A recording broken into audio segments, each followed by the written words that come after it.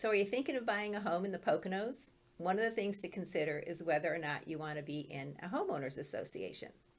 Hi, I'm Rose Sawyer with Century 21 Select Group in Lake Ariel in the Northern Poconos, and this is my colleague. Mike McDonald, also a Century 21 Select Group up here in the Poconos.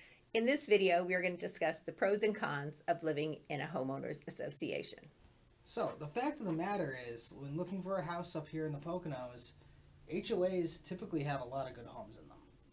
I mean, you have to deal with different things, so there's definitely pros and cons to living in a community like these, but they have, let's face it, they have the houses. That's for sure. The majority of the homes in the Northern Poconos and the general Pocono region are in some sort of homeowners association. Mm-hmm. And first, let's go over the pros. Yes, there are some pros of living in an HOA.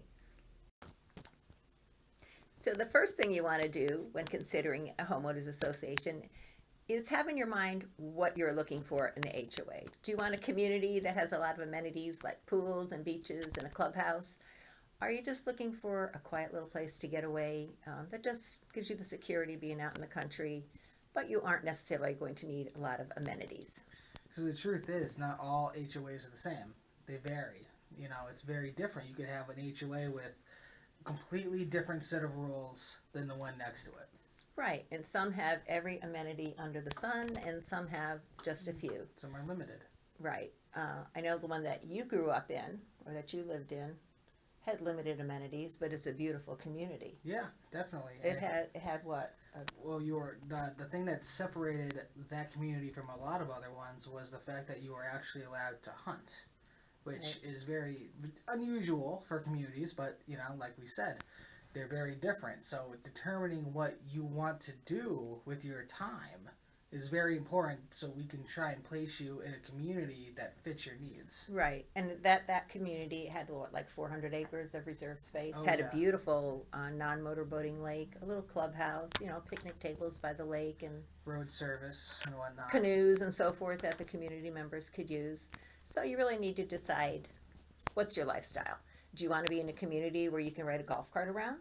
Or ride an ATV, quad type thing? Because if that's the case, the one we were talking about just now, that one's not for you. Exactly. So know what you're looking for. That's the number one step when you're looking for a home in the Poconos. Another popular amenity inside HOAs is lake rights and lake use. And again, different communities have different rules and regulations regarding what you can and can't do with a lake, such as motorboating, such as beaches, beach access. Very popular one would be beach access, having beaches available and having them included in that HOA due. Right. So when you're looking for your HOA, also keep in mind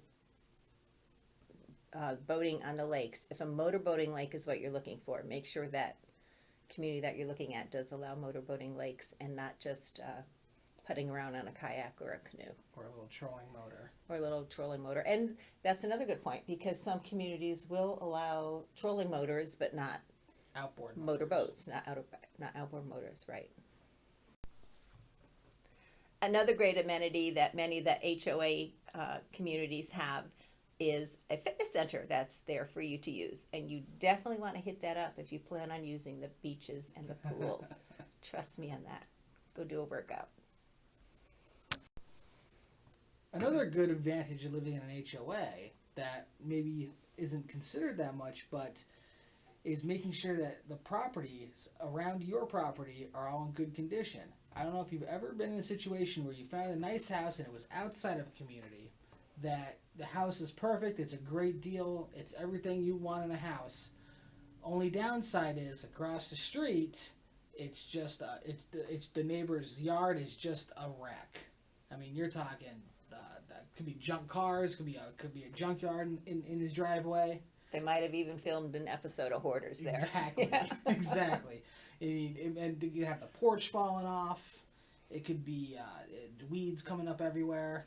Right. You are not going to find that if you live in an HOA. A broken old washing machine, you know, is at the front of the driveway. Yeah. But you're not going to have that, because in HOAs, they're going to every owner is going to be responsible for making sure that their property meets the covenants and restrictions of that HOA.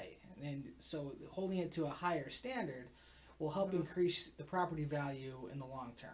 Absolutely. Everyone benefits. I know people think the rules are a negative, but really, if you look at the big picture, everyone benefits from having those rules. It keeps your property values up, and your house looks nice, the neighbor's house looks nice. Everybody wins. Everybody wins. Another very interesting point to HOAs is the security that patrols them. You know, and just like we stated earlier in the video, how not all HOAs are the same. You know, and some HOAs have stricter, more professional security, and some have a little bit looser, more, what's a good term? Like a neighborhood watch. Like a neighborhood watch, exactly. Thing. Yeah. And that in the one that I grew up with, we talked about earlier, that was more, it was more a neighborhood watch. But then there's some that have dedicated professional security services, and there's even some that have gated entrances. Which I'm sure people are aware of. You ever see that the private community some have gated, and that is really good in some instances. Especially for those who are buying a home as a second home or vacation home, and they're not there frequently. Yes. It does give that added security of having a gate and roving security patrols, so someone's keeping an eye on your house when you're not there. Exactly, it protects your investment. And I've had a lot of people that was a big plus to them, because they know they're not going to be able there to maintain it, and they were just worried about vandalism and all sorts of, and the security really limits the traffic in front of your home. Yeah, that's a very good point, Mike. Yep, it's just, it was a really, really important topic to a lot of my buyers. One other plus in some of these vacation communities is some of them have central sewer and water, so no sewer maintenance that you have to take care of. Some of them, the sewer and water is included. Some you have to pay a fee for it, whether monthly or quarterly or annually. And there are some, the smaller communities, that are just on wells and septic. So again, that goes back to when you're figuring out what you want in a community. Are you looking for something that has central sewer and water, or are you prepared to take care of the dirty stuff all by yourself? The dirty stuff and all that, at least if you have to deal with, having your own holding tank and your own well, at least in a lot of cases, you wouldn't be paying a water bill. That's true. That is true. So now we just got done talking about the pros of living in an HOA, but now for the cons of living in an HOA. So, Rose, what's one of the biggest cons that you could think of off the top of your head? Well, the one thing that I have people complaining about a lot is the HOA fees. HOA fees. And yes. depending on the size of the community, it can range from just a couple $100s for road maintenance to a couple $1,000s for maintaining all those amenities. So that is a big issue in HOAs, is the association fees. The association fees, yeah. And the truth is, once they get you paying, they go up, but they don't normally go down. I've never seen them go down. No. You can almost guarantee that they're going to go up at least a little bit every single year. Yes. So, Mike, one other big con is what? The rules. The amount of rules, and you have to follow. Rules, and more rules. So if you're not a rule follower and you're a rule breaker, community Probably is not the best not call. for you. No. Yes. Yep. You're when you enter into the contract, to agree to buy the property inside the HOA, you're also abiding that you will follow these rules, and they can vary. So you have to be very familiar with. And what I do for all my buyers is if they find a house that they're interested in inside one of these communities, we will pull all the information possible and make them privy to it, so they know exactly what they're getting into. Right. And those rules, guess what? You break a rule, there's a good chance you're going to get a fine. Yeah, an example of some of these type of things would be like the situations to say on your property there was a tree that you want to cut down. If you don't live in an HOA, you just have it cut down or cut it down yourself. No problem. But in an HOA, a lot of times you'd have to get a permit. So they need a little bit of this for you to cut down your tree. Right. And you might be wondering, like, why can't you just cut down a tree? Because here in the mountains, they're trying to keep the communities looking as natural as can be. So you can't just randomly cut down trees. There has to be something wrong with the tree in order for you to cut it down. Yeah, and and that's just an example. I mean, there's usually size limits of trees that you need a permit for, or you do not need a Right. permit for. But a rule of thumb is there's gonna be things you need permits that you have to follow the proper procedures to do with your property, even though you own the dirt. But Right. You can't just one Saturday morning wake up and decide you're going to paint your front door. You need to get the color approved in many communities, and you have to have a permit to paint that. So that's another con.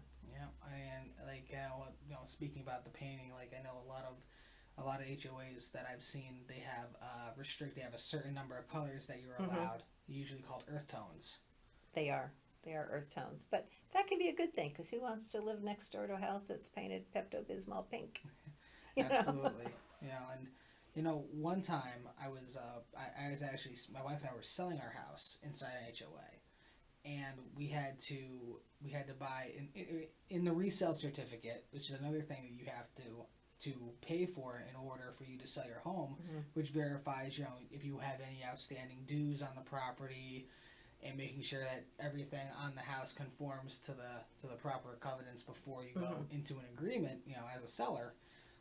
So that's another thing you have to pay for, the resale certificate. Yep.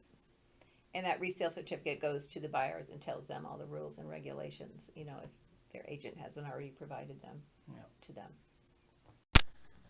So another one of the cons was actually one of our pros, and that was security and gated communities. Sometimes with the security, though, it is beneficial in a lot of cases.